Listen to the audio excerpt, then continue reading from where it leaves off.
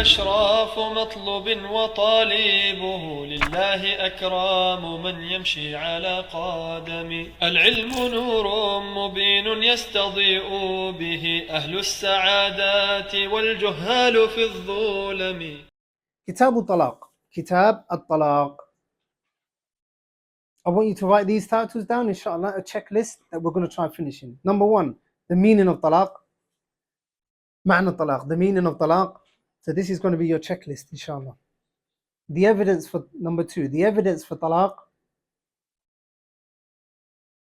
Number 3, hukm talaq, the ruling of talaq.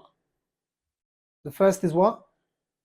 Meaning of talaq. Second is evidence of talaq. The third is hukm talaq.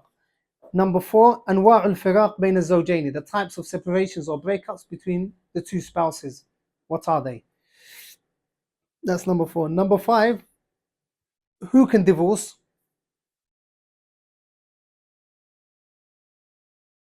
Number 6, the divorce of the one that is forced.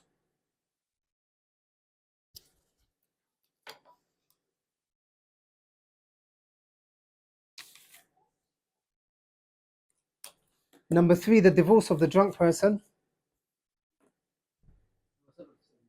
Number 7, divorce of the drunk person. Number 8, the divorce of an angry person, the one that is angry.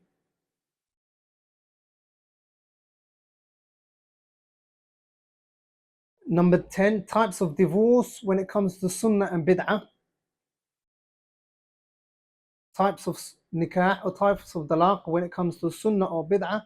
In other words, correct or correct. Types of talaq when it comes to incorrect or correct. The next one, what is the talaq that is sunni?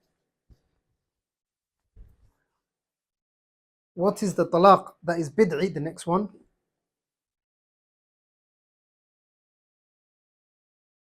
Wordings of talaq, the next one. The wordings used for talaq.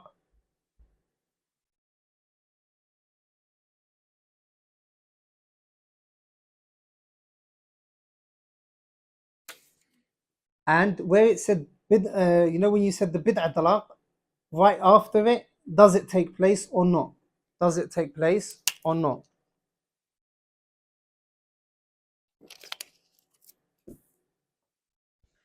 And the reason why it's good to also always number the masail that you want to study is that you're having an overall picture of what you're going to study.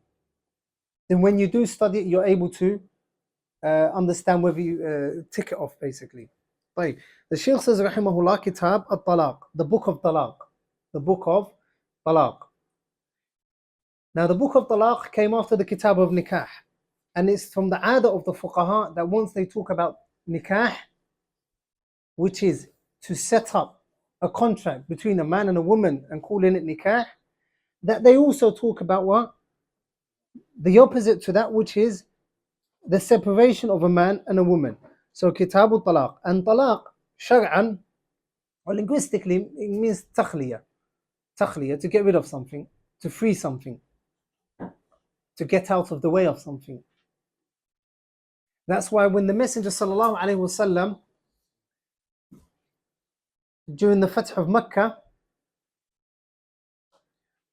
when the people of Mecca, obviously, when they gave in, and the Messenger sallallahu alaihi wasallam conquered Mecca, he said to them sallallahu alaihi wasallam, "Mada antum?" He said sallallahu alaihi wasallam, "What do you think I'm going to do to you? What do you think I will do to you?" Then they said, "You are Kareem, Ibn Kareem," and so on. They praised him. "You are the son of the generous one, the son of the generous and the honorable one," and so on. Then he said to them sallallahu alaihi wasallam, "Idhabu fa antum talaqa. Idhabu fa antum talaqa." So he let them go. As for shar'an, in the Sharia of Islam, talaq means حل عقد النكاح أو بعضه بلفظ مخصوص. حل عقد النكاح أو بعضه بلفظ مخصوص, which means حل عقد nikah, to dissolve the contract or the knot of nikah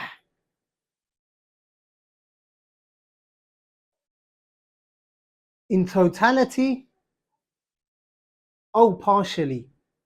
In totality or partially, using specific words. Using specific words. So that you're literally dissolving the contract. You're getting rid of that contract. You're liquidizing it basically. You're getting rid of that contract. Where it says أو بعضه, in totality, meaning when a person divorces his wife 3 times, she can't come back to him unless she marries someone else. So you've got rid of that nikah in totality. Or partially means when you divorce her once. When a man divorces his wife once, he's allowed to remarry her. He's got 2 more occasions that he can marry her. So that is the meaning between partial and what? In totality. بلفظ مخصوص, with specific words, meaning طلقتك, أنت طالق, أنت مطلقة, and so on, that we shall see inshallah. طيب.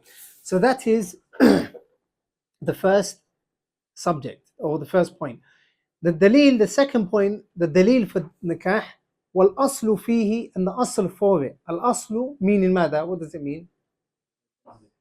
لا الأصل فيه الدليل فيه. Remember, يعني Sheikh Sa'd is used that in every single book. Salah, tahara, so on. والأصل فيه, meaning the evidence for this, the asl evidence for this. قوله تعالى, the verse of Allah جل وعلا, يا أيها النبي إذا طلقتم النساء فطلقوهن لعدتهن. Allah جل وعلا says, يا أيها النبي, O messenger of Allah, O prophet of Allah, إذا طلقتم النساء, if you divorce your women, فطلقوهن, then divorce them لعدتهن, at their prescribed times, at their fixed or during their prescribed times. So that is evidence from the Quran. And there's also ijma' that it is permissible to do. There's also ijma' between the scholars that it is permissible to do, and there are many evidences from the Sunnah of the Prophet sallallahu alaihi wasallam, where companions would come to him and he would tell him he divorced his wife, and so on. For example, Ibn Umar radiallahu anhu, Abdillah ibn Umar divorced his wife, and the Messenger sallallahu alaihi wasallam commanded him to do what we're going to see inshallah in the matan. So that is also legislated. Naam. So the evidence for it is the verse of Allah Jalla wa Ala in Surah Al-Talaq, the first verse, يا أيها النبي إذا طلقتم النساء فطلقوهن لعدتهن. And the second is the hadith of Abdullah ibn Umar, which is also in the matan that you can see in front of you, where he said, مُرْهُ فَلْيُرَاجِعْهَا. Naam. وَطَلَاقُهُنَّ, and their divorce, وَطَلَاقُهُنَّ, and divorcing them, لِعِدَّتِهِنَّ, in their iddah, in their prescribed time. فَسَّرَهُ حديث ibn Umar. The hadith of Abdullah ibn Umar radiallahu anhu has explained it. حيث طلق زوجته, where Abdullah ibn Umar divorced his wife, وهي حائض, and she was going through her menses, her period at the time. فسأل عمر رسول الله صلى الله عليه وسلم. So Umar radiallahu anhu, who was the father of Abdullah, he asked the Messenger sallallahu alaihi wasallam, and the Messenger sallallahu alaihi wasallam said, مُرْهُ فَلْيُرَاجِعْهَا, command him and tell him to take her back. ثُمَّ لِيَتْرُكْهَا حَتَّى تَطْهُرْ, and let him leave her until she becomes pure. ثُمَّ تَحِيدْ, and then she goes through her haid again. ثُمَّ تَطْهُرْ, and then she becomes pure again. ثُمَّ إِنْ شَاءَ, and if he wishes, أَمْسَكَ بَعْد, he holds on to her, meaning he says he takes her back. وَإِنْ شَاءَ, and if he wants, طَلَّقَ قَبْلَ أَنْ يَمَسَّ, he divorces her before having intercourse with her. فَتِلْكَ الْعِدَّةُ الَّتِي أَمَرَ اللَّهُ أَنْ تُطَلَّقَ لَهَا النِّسَاء, that is the iddah that the Messenger, that Allah Jalla wa Ala legislated for the women to be divorced. In another narration, the Messenger sallallahu alaihi wasallam said, "Murhu, command him, O Umar, فَلْيُرَاجِعْهَا," so he takes her back. ثُمَّ لِيُطَلِّقْهَا, and then let him divorce her, طَاهِرًا, while she is pure, أو حاملا, or she pure as in يعني while she's not in a state of haid, أو حاملا, or when she is pregnant, طيب. And then the Shaykh says, وَهَذَا دَلِيلٌ, and that is evidence, على أنه لا يحل له أن يطلقها وهي حائض. That is evidence that he is not allowed to divorce her when she's pregnant, she's she's going through her hayd. She's going through her hayd. So talaq, from there we understand that it has a prescribed time. صح? Allah Jalla wa Ala says, وَالْمُطَلَّقَاتُ يَتَرَبَّصْنَ بِأَنفُسِهِنَّ ثَلَاثَةَ قُرُوءٍ. Allah Jalla wa Ala says in Surah Al-Baqarah, verse 228, وَالْمُطَلَّقَاتُ, the mutallaqat, يَتَرَبَّصْنَ, they wait, بِأَنفُسِهِنَّ, within themselves, as a waiting period, ثَلَاثَةَ قُرُوءٍ, 3 quru, and we shall see the meaning of that. طيب. So that is the evidence of talaq. The third mas'ala that you've got jotted down is hukmu talaq. What is the hukum of talaq? The scholars rahmatullahi alayhim rahmatan wasi'a, they mention that divorce تجري فيه الأحكام الخمسة, that the divorce takes one of the 5 rulings. What are one of the 5 rulings? Or what are the 5 rulings? Wajib, mandub, mubah, makruh, and haram, and muharram. These are the 5 ahkam. So nikah, just like nikah took those 5 ahkam, likewise now divorce takes these 5 ahkam. So write down the ruling of nikah, the ruling of talaq.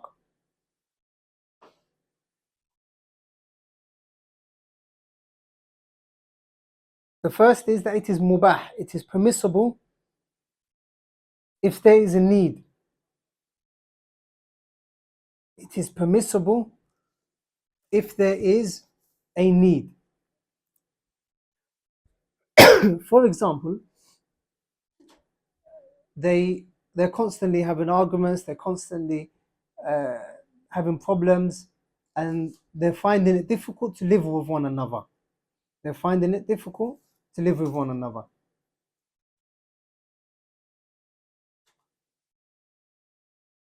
However, before carrying on, I want to point out the fact that this topic becomes even more important today, especially amongst the shabab, especially amongst the youngsters.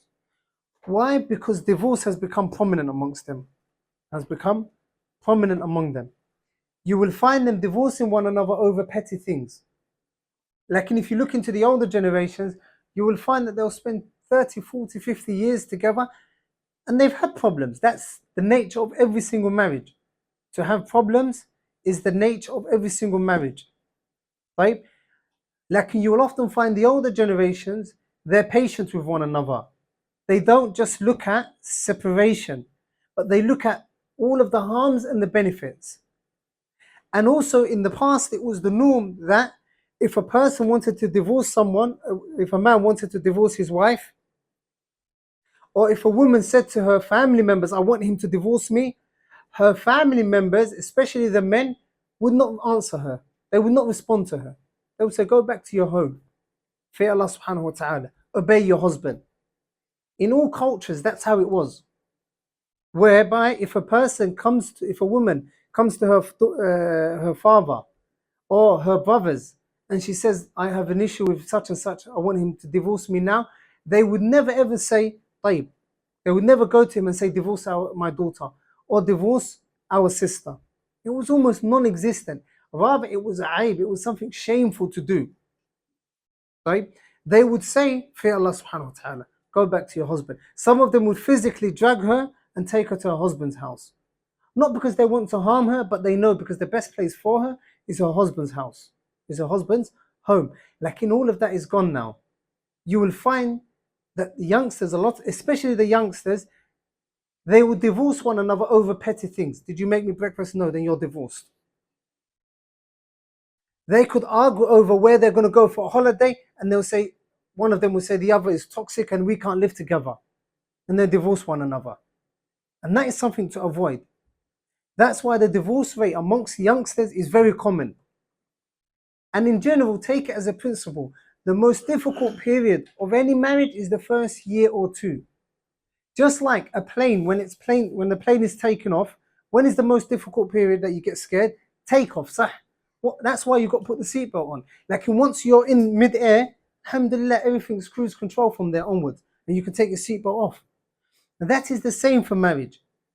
Like, if you say, I'm going to divorce her at the very first argument, then know that you will never have a happy marriage, because the next one you marry, the next woman you marry, or the next brother that sister marries, the same thing is going to happen.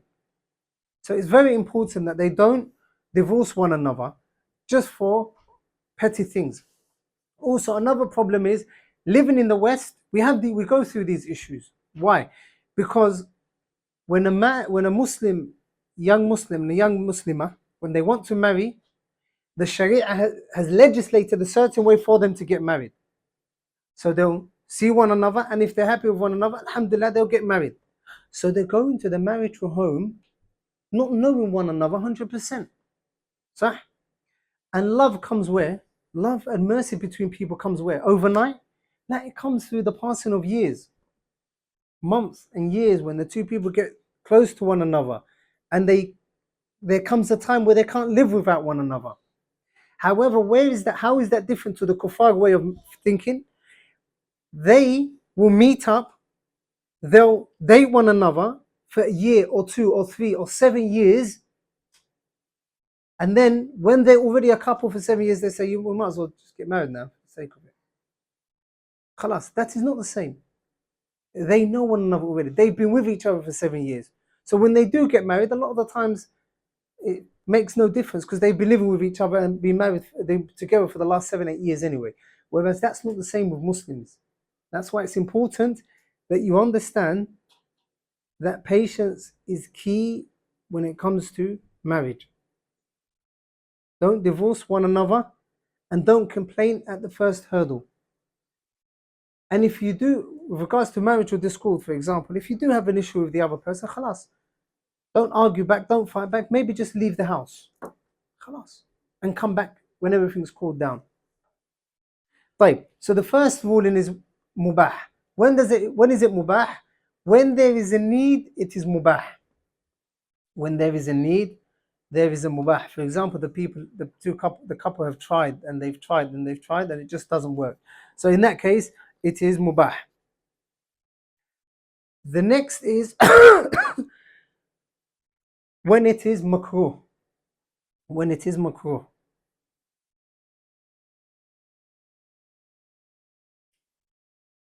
And it becomes makruh when there is no need for divorce. When there's no need for divorce. They've got some problems, lakin it's not the end all and be all.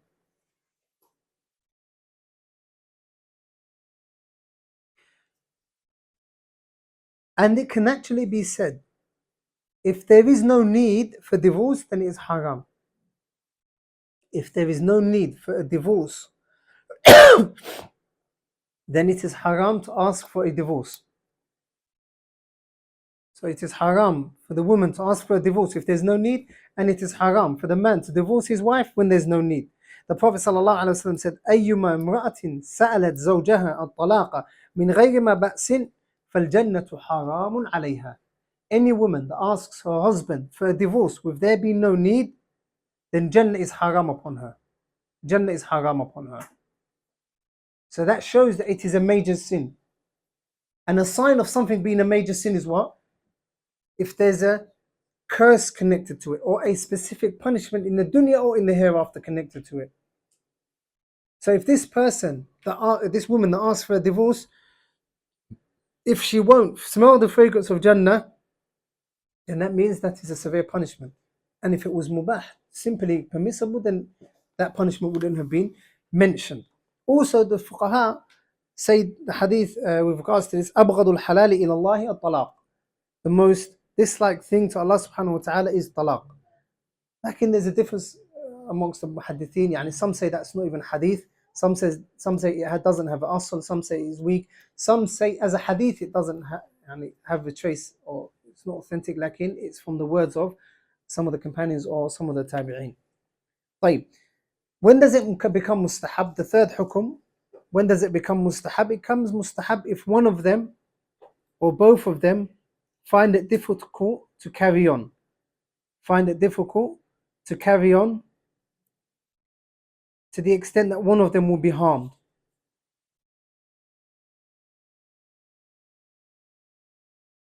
To the extent that one of them will be harmed. So for example, if a woman knows that she is finding it difficult to live in that house, and she's not able to fulfill the rights of the husband and the rights of Allah subhanahu wa ta'ala as a follow-up, then she can ask for a divorce, and it would be mustahab for him to divorce her. When does it become wajib? It is wajib in the scenario of ila, something which is called ila, that we're going to see inshallah in the coming lessons. And ila is when a man says to his wife, I'm not going to have intercourse with you for 4 months or 6 months or 7 months. And we shall see the understanding of that, or the fiqh of that, inshallah, in the coming lessons. The next hukum, or the last, is when it becomes haram. And it becomes haram. We've already mentioned an instance where it becomes haram, sah, when there is no need. And also the scholars say when it becomes a talaq bid'i. We're going to study something called talaq bid'i. A talaq which is a bid'ah. And the talaq which is a bid'ah here, the bid'ah that is being referred to is when it's just to show that it contradicts the teachings of the Sharia. So the bid'ah here in talaq, or in these sorts of abwab, is not the bid'ah that we're accustomed with in the books of Aqeedah. Ihdathun fi din. It's not that. It is mukhalafatu shari'. It is contradicting the Sharia.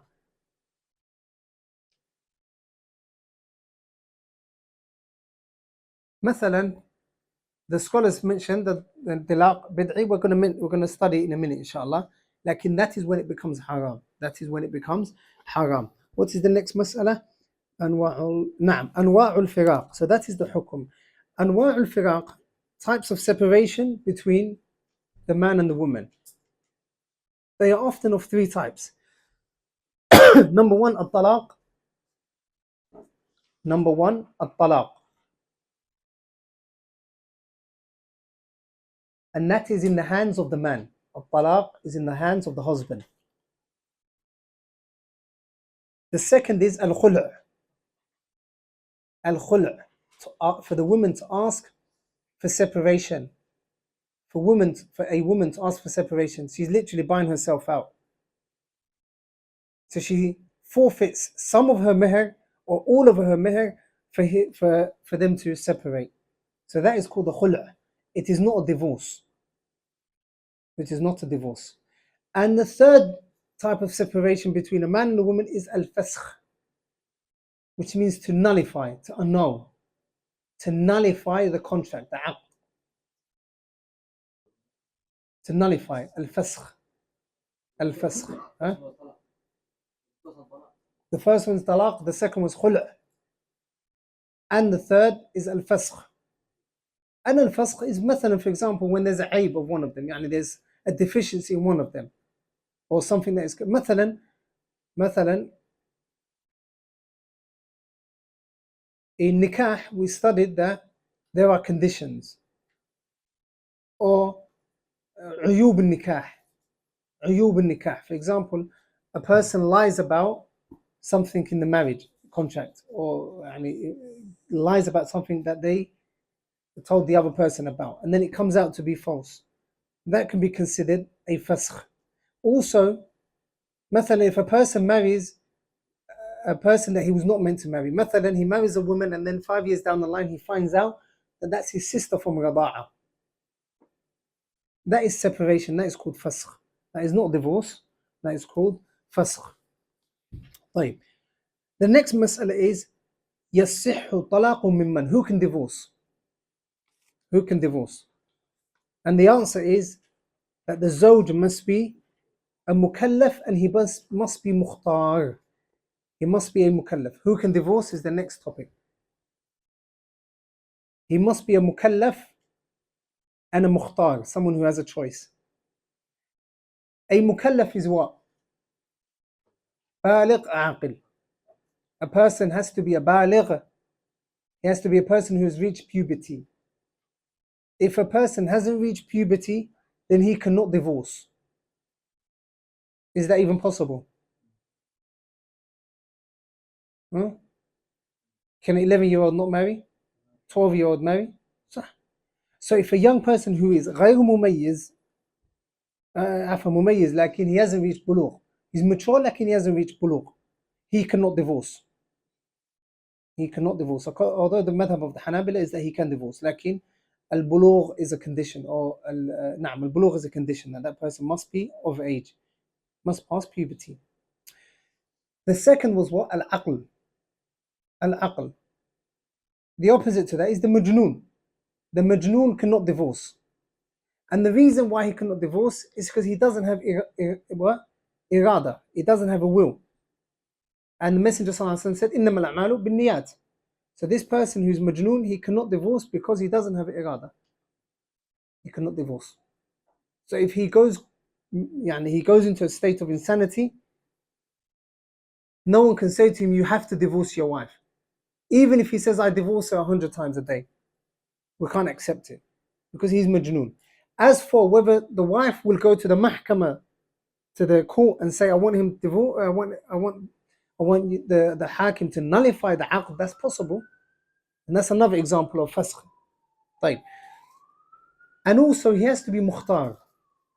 He has to be a person who has a choice. And the opposite to that is what? A person that is forced. A person that is forced. So if a person forces another to divorce his wife, khalas, that divorce doesn't take place. If a person forces another person, holds him by gunpoint and says, divorce your wife, and he says, talaqtuha, then it doesn't take place. Why? Because there has to be ikhtiyar, there has to be a choice. Like, and obviously there are conditions for ikrah. There are conditions for ikrah, which is from the conditions that the person that is forcing you has to be able to carry out the threat. Has to be able to carry out the threat.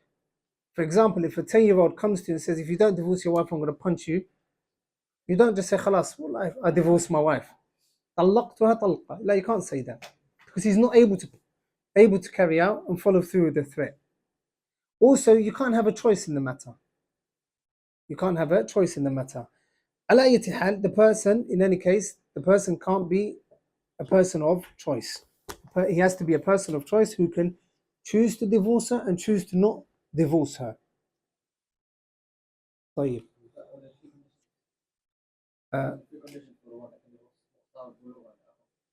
نعم. المكلف, which consists of bulugh, a person who's reached puberty, and aql, طيب, and a person who has a choice. طيب, what about the person who is sakran, the drunk person? Does he divorce? What happens if he says to his wife, I'll divorce you? What do you think?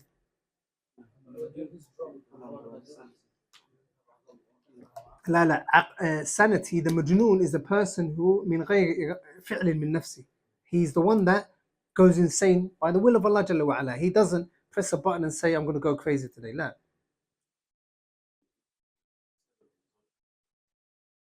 If it was the sabab. Okay. So you're saying if he's awake, if he knows if he's drunk, like because he drank it, like, so you've now described two. You're alluding to two. The first is if he physically takes alcohol, he drinks alcohol and he becomes drunk, or anything else that causes him to lose his sanity. So in both cases, it's okay.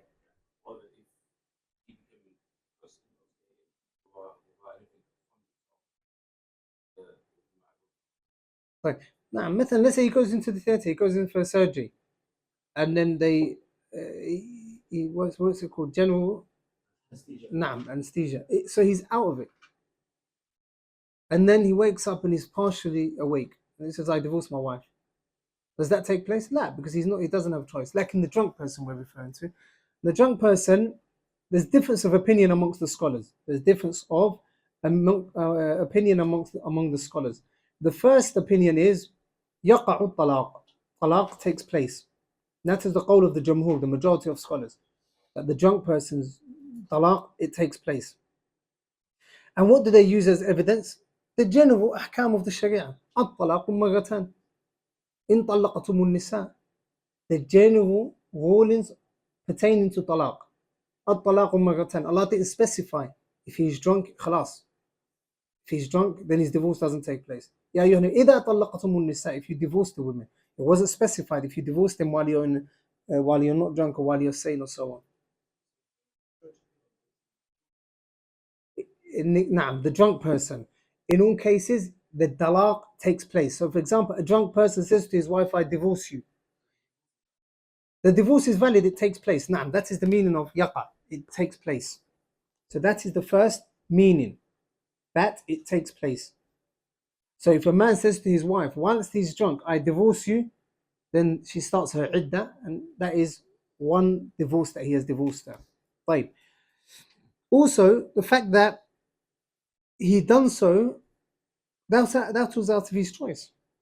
Al-jaza'u min jins al-amal. It was his own doing. Because it's his own doing, then he deserves to be punished for that. And he deserves to be punished for that. Right. The second opinion is that la yaqa. It doesn't take place. It doesn't take place. So if a man, while he's drunk, says to his wife, I divorce you, that divorce doesn't take place. And it counts for nothing. And that is the opinion from some of the Salaf, from them Ibn Taymiyyah rahimahullah, and from the contemporary scholars Ibn Baz rahimahullah ta'ala rahmatan wasi'ah. Right, what do they use as evidence? مثلا they say, Allah Jalla wa Ala says, Ya ayyuha alladhina amanu la taqrabu salat wa antum sukara. Allah Jalla wa Ala says, do not come near to the prayer whilst you are drunk. What was the last part of the ayah? حتى تعلموا ما تقولون. نعم. حتى تعلموا ما تقولون. Until you know what you're saying. So we're prohibited from praying the salah whilst we're, or the people that are drunk are prohibited from praying the salah because they don't know what they're saying. So likewise, the one that is divorcing, he doesn't know what he's saying. He doesn't know what he's saying. Also, there's a hadith where the Prophet ﷺ said, لا طلاق ولا عتاق في إغلاق. There's لا طلاق, there's no divorce, ولا عتاق, and there's no freeing of a slave في إغلاق. And إغلاق, some of the scholars interpret it to be being forced, al-ikrah. Some of them interpret it to be in extreme anger, and so on. And some interpret it to be in a state of insanity. Also, they say that the drunk person, it has a had in the Sharia. Yani a person that is drunk, we're going to study what his punishment is. He is to be lashed. So him being drunk, there's a specified punishment, prescribed punishment for him, which is that he's to be lashed 40 or 80 times, as we shall see. So we're not going to punish him with something over that, over what he's meant to be punished with.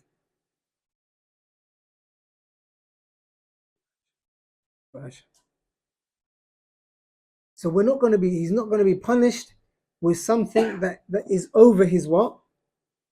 Something that is over the Sharia, over the hudud of the Sharia. And Allahu A'lam, that is the stronger opinion. Wallahu A'lam, that is the stronger opinion, that the divorce doesn't take place, the divorce of the drunk person. Right.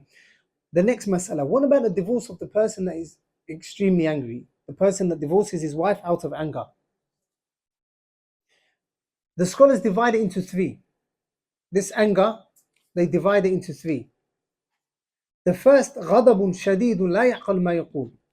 Ghadab, that is shadid, severe anger to the extent that the person doesn't know what he's saying or doing. He doesn't know what he's saying and he doesn't know what he's doing. He has no shu'ur, he has no feeling at that particular time.